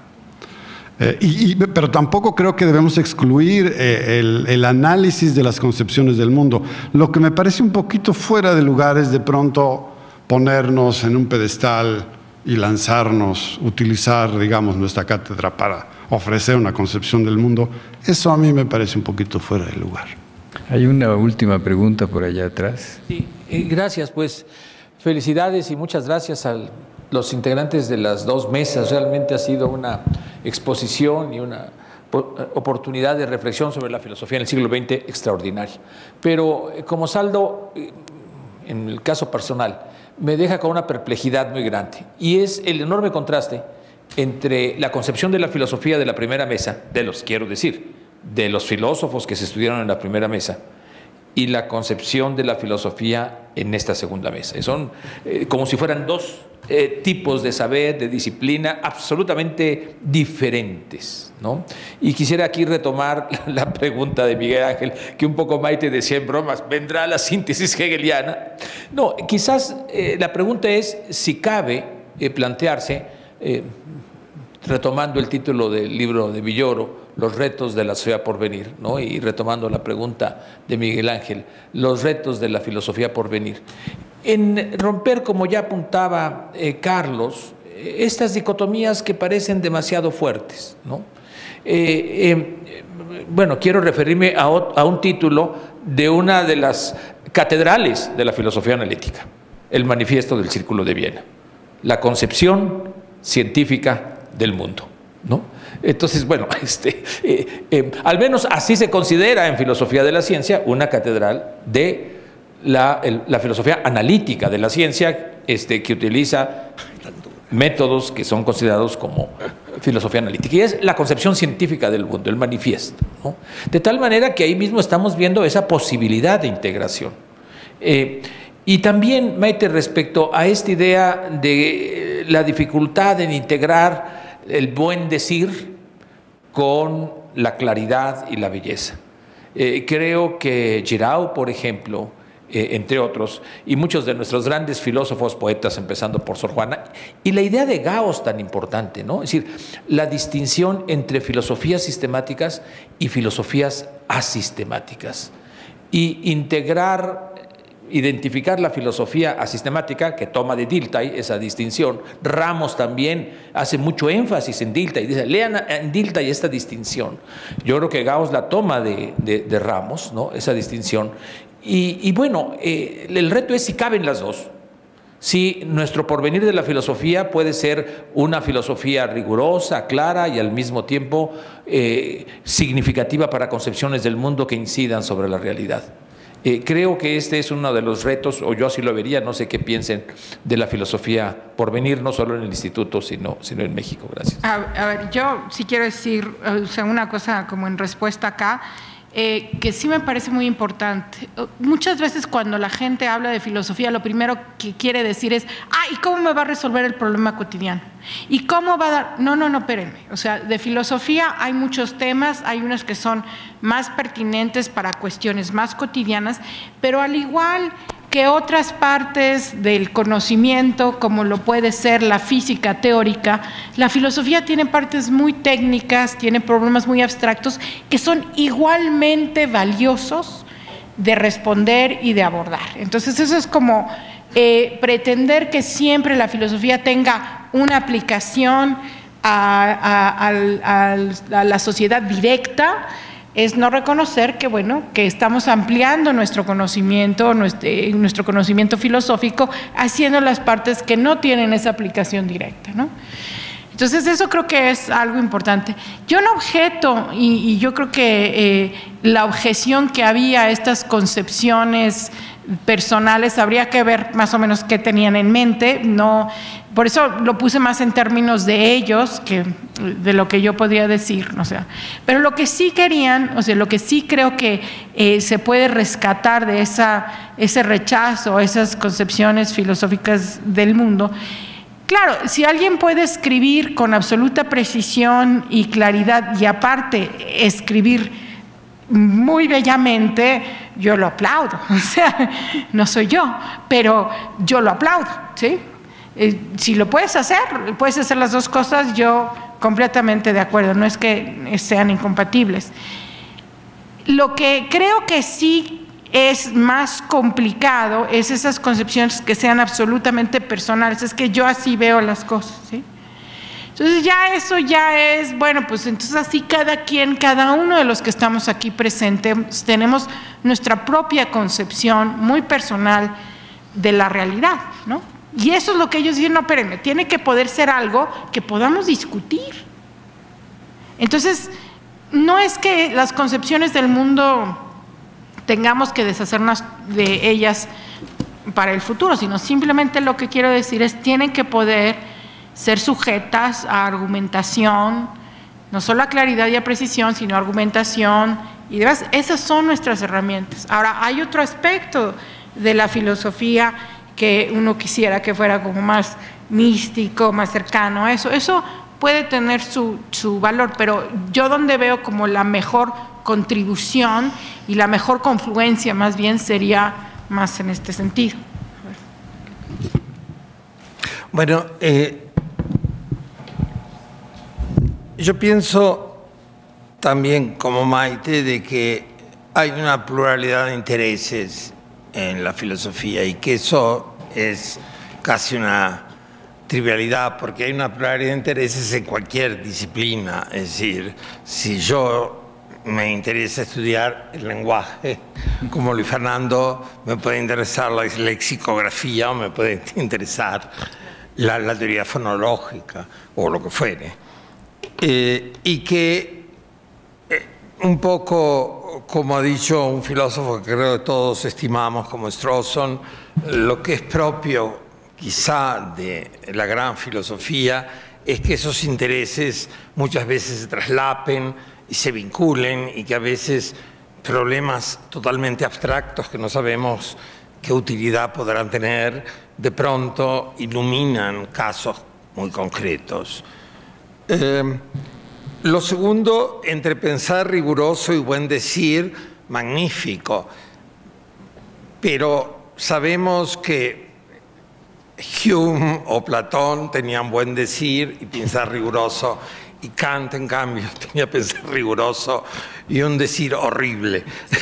Pero eso, bueno, si se dan, magnífico. Si no se dan, tendremos que ser caritativos, como diría Caso, y tratar de leer.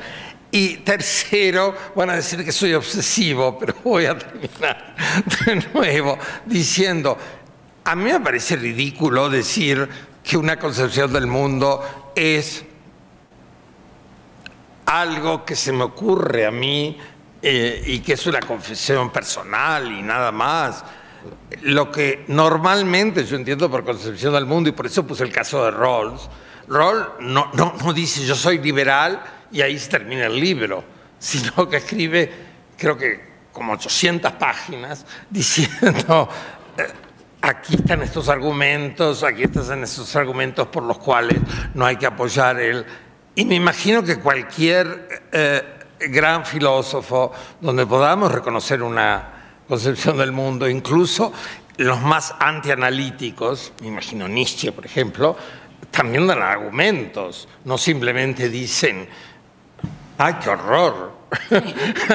sino que dan un montón de argumentos. Es por eso que me parecía que hay como una continuidad entre el trabajo que me parece muy importante y que deberemos de enseñar a nuestros alumnos de detalle, de que hablaba Maite, y bueno, y los que tendrán más ambición, más inteligencia y más genio, algún día escribirán la crítica a la razón pura. Bueno, pues muchas gracias. Yo creo que ha sido una tarde muy útil para todos los que hemos asistido. Vimos, a propósito de los fundadores, la huella que dejaron, empezando por Antonio Caso, haber ideado la existencia del Colegio Nacional, y luego su compromiso con una gran cantidad de temas centrales para el México del siglo XX. Y esta segunda mesa, que me parece cada vez más justificado el nombre de Renovación de la Filosofía, porque nos estamos dando cuenta de que hay una filosofía perfectamente viva, respecto de la cual los 4 de los que se habló fueron todavía, bueno, fueron los creadores y además los que todavía siguen teniendo vigencia, además de los filósofos que nos han acompañado ahora, que nos han permitido tener una idea más amplia de lo que es hoy en día la filosofía en México. Les agradezco mucho el trabajo que se tomaron, que hayan venido aquí. Ojalá y vengan muchas veces más, y a ustedes les agradezco mucho el interés por participar en esto. No olviden que esta semana son varios de los actos de festejo del 75º aniversario del Colegio Nacional. Mañana es el segundo concierto dedicado a los cuartetos de Beethoven. Después viene una serie de conferencias sobre el derecho en el Colegio Nacional, sobre Rosenbluth y su participación en la invención de la computadora y su relación con las ciencias cognitivas, etcétera. Y finalmente una sesión a propósito de los filólogos que han pasado por aquí, por el Colegio Nacional. Muchas gracias.